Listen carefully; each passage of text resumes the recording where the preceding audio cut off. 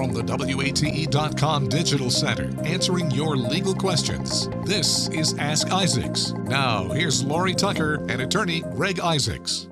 Hi, everyone. Thank you so much, number one, for joining us today. Number two, we have a special guest with us, Knox County Sheriff Tom Spangler. Thank you so much for coming in. Thanks for having me. We're talking about a really important issue, and it just came to light this week. It was Monday. President Trump signed an executive order to end what he calls cashless bail in Washington, D.C., and here's the caveat: to withhold federal funds from other jurisdictions using similar policies.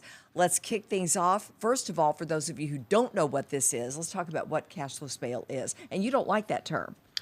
It's kind of an oxymoron. That it kind of To me, it means you're paying with a credit card versus some people the may think that old-fashioned way with cash and chickens and produce here in East Tennessee to your bondsman. Basically, there are two ways. You start with the premise under the U.S. Constitution and Tennessee Constitution. This is something that's forgotten. There is no constitutional requirement for a bond in every case or bail. There is, however, a requirement for a reasonable bond or bail. you have that right. You have the right, but then there are two ways you can do it. You can pay a bondsperson who acts as surety for your bond. Let's say it's $100,000. You typically pay them 10 to 12%, and that money you don't get back. They keep that money by bearing the risk. If you don't show up for court, they've got to come find you, a la Dog the Bounty Hunter. The other parallel form of release is where people like Sheriff Spangler come in. It is pretrial release. And instead of having to report under the guise of a bondsman wanting to protect their investment, you have law enforcement people that they have to report to, they being pretrial citizens accused. They have to follow the rules, curfews, GPS, and what it does is shifts or allocates all the risk to law enforcement versus the private sector, and it is something that can, and Sheriff Spangler can address this, be very difficult to police. Yeah, so let's ask you, I was watching your face here. Is this a good thing or a bad thing? The cashless bail, I think we've got to have something, but when I go in there, or at least our agency, when people come in, if they're put on pretrial, that just puts more numbers. And as we were talking earlier, I have over 2,000 people that are on pretrial right now, and right at 190 of those people right now we have on monitors. So we have to continue to monitor those individuals with 4 people that are watching all of those. You're monitoring them. What about the other hundreds and hundreds? That's got to be so difficult. How do you keep up with all that? Well, it's we have a good staff that takes care of that, but obviously, it makes it tough. And I think when you say, I'm going to promise to show up if you don't put a bond on me, then there again, you're making a promise to somebody that may be a habitual offender, and then here we go again. That's just over and over again. I think there was a video or an audio the other day about an individual saying that, I've been arrested so many times for this, and they're just going to let me out. So, those are some of the issues that we have to deal with. And this is where risk assessment comes in, and that's an important part of this. And it does. And here's how typically under Tennessee law, magistrates are taxed with setting a bond. Now, the way it works now, and if I say something wrong, I'm sure Sheriff Spangler will stop me. Yes, I will. as he has Thank in you, the past. Sheriff. Typically, when you're arrested, you wait for a magistrate to set your bond. And I think the way we're doing it now is every 4 hours, magistrates try to have hearings, and that's a whole another issue, to tailor the bond to the specific person, the record, the charges. But under Tennessee law, it's a very broad, commonsensical standard to get a bond in determining the amount and whether it's going to be granted. Now, everybody has a right to bond under State versus Bergen, the leading Tennessee case, but they look at things like the severity of the charge. They look at likelihood of conviction.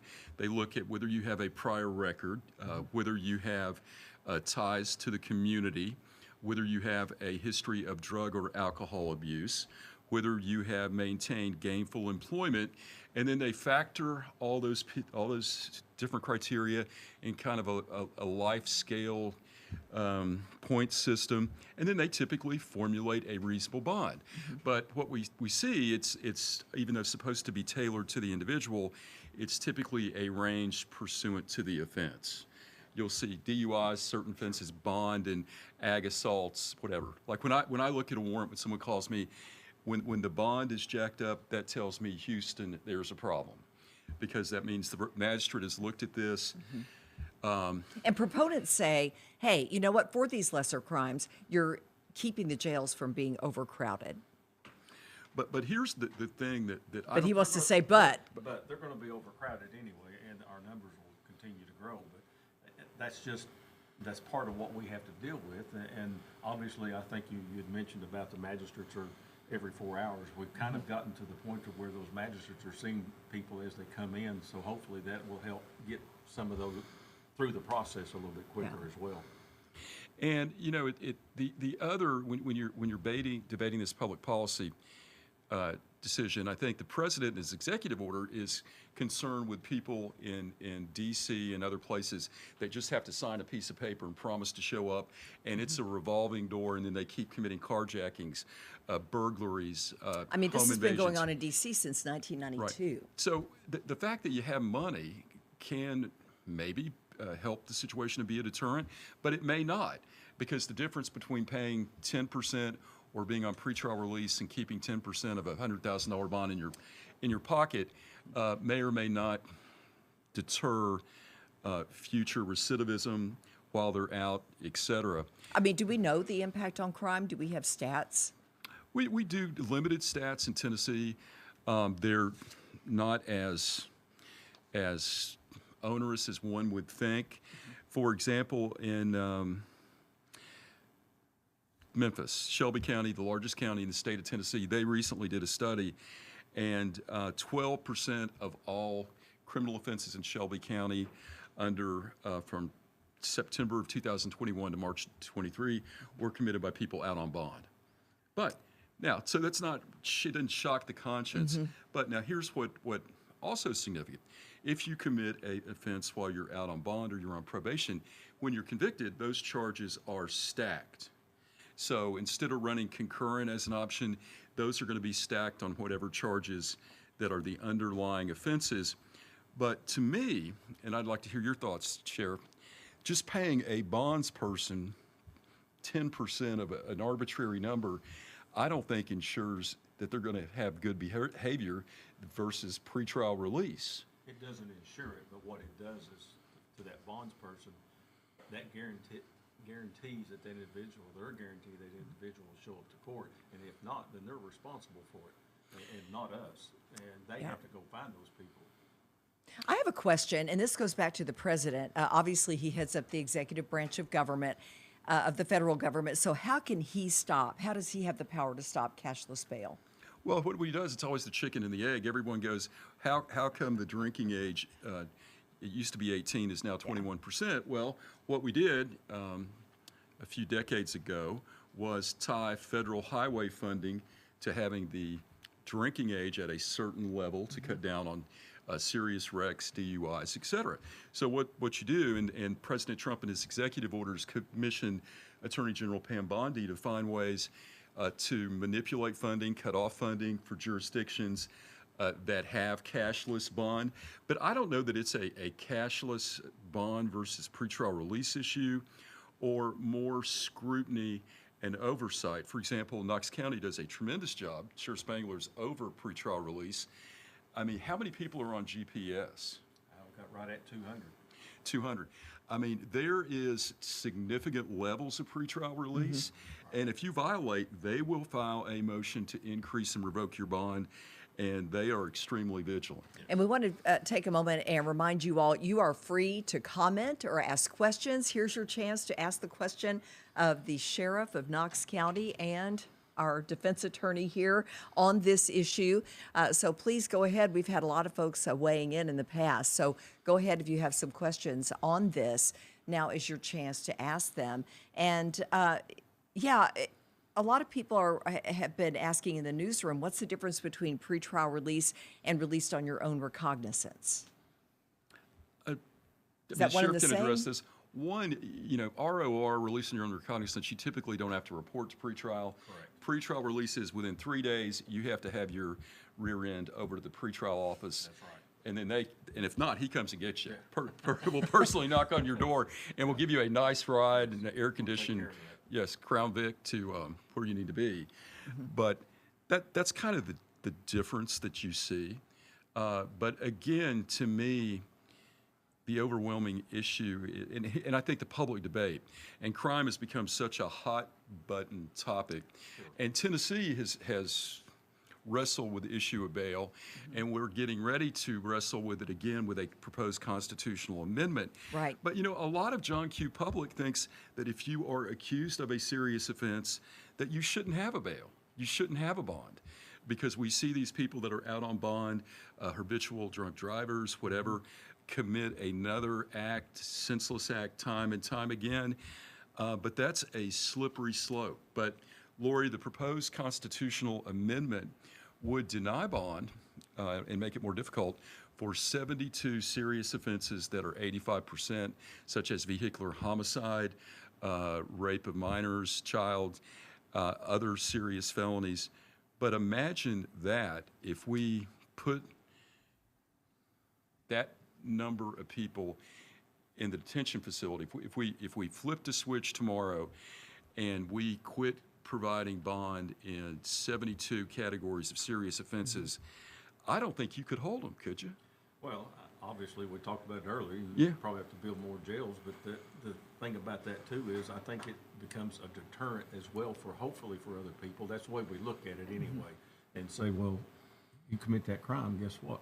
You're going to stay in jail, and for some people, that is a deterrent. For others, it's not. So, go back to what you said. Well, and the sheriff just hit the issue, framed the issue squarely.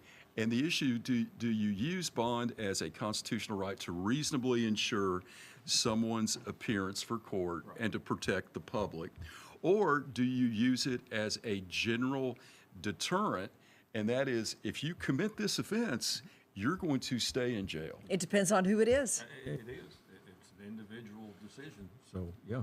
And all of this has become political debate, part of the president's crime reform.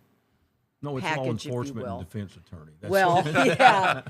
But, Well, we have a catch and seriously- release program. Oh, there That's you what- go. But it's part of the whole crime reform Right. package. Where do you stand on National Guard troops being sent to different areas? My opinion is that if they're helping, then by all means, I think it's helping them right now. So obviously I don't live there, so I can't tell you about the crime, but what you see on TV, and it's what we have to go by, and the reports that are made, that some of the people that are saying that I'm glad they're here and they're helping, and I mean, if they've made over 1,000 more arrests, then what's been going on? And that's interesting. I think the sheriff's got a great point. And you hear pundits just going, well, there were only 1,000 arrests. Well, I mean, that's a lot of arrests. That's a significant number. It's a significant number. But again, that's kind of this overwhelming debate. Now, you got a macro view, as Sheriff Spangler kind of articulated, and that's general deterrence. We don't want recidivism while someone's out on bond. But then again, I mean, I'm in the business of not guilty. And when you have a citizen accused that has his day in court and he is not convicted, or the law enforcement, the district attorney's office look at things and say this case needs to be reduced, dismissed, probation, what do you do with a person that spent 9 months in jail waiting to get the day in court to prove their innocence? So it's a tough hurdle, and I think it's like anything else we see in the current climate.